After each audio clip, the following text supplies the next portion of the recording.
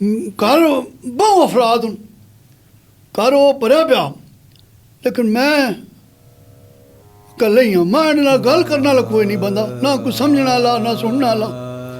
मैं जड़ी गल करना वो ही जादन भाई पता नहीं चला यकीन पे मरना आ गया पीछे। यार असां भी जिंदगी गुजारी हैं जी, ये कितने तक जी जर्मनी दी सारे चक्के खा देन ते यार साडी भी गल सुनने चा, गल कोई नहीं सुनदा। कला मैं बच्चे हैं? बच्चे नो नूआं नो पोतरे दोतरे घर भरिया हुआ, लेकिन मैं कला गल सुनने वाला बच्चे कोई नहीं। सब्र करें अंकल, मैं आपका दुख समझ गया हूँ, मैं आपका दुख समझ गया हूँ।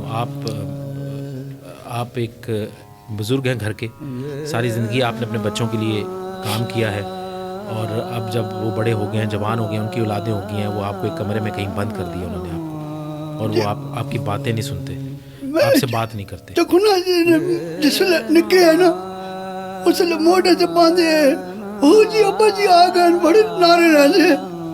और ये होया भी मैं बड़ा हो गया हूँ, जवान हो गया और गल ही नहीं सुनते। माँ की आ गया इतने गल थोड़ी सुने सुन मैं आके चलो तार मैं थे गल कोई सुना मत जा। आपने सच्ची मुझे दुखी कर दिया आपने अंकल हमें।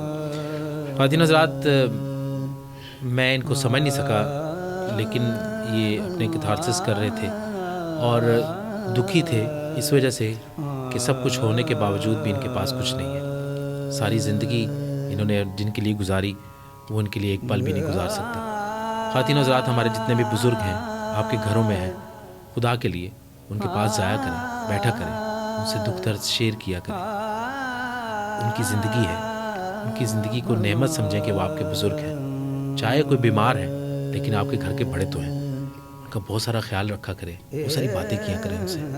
चाहे आप पोते हैं, बच्चे हैं, कुछ भी हैं, उनके पास बैठा करें, वरना इन बुज़ुर्गों जैसे वो हो जाएंगे। मैं पहले समझ नहीं सका, लेकिन अब वाकई दिली तौर पर मुझे दुख हो रहा है। अंकल, मुझसे जितनी मर्जी बातें करिए। बच्चा अच्छा वो फिर तो जर्मनी गया ना जी,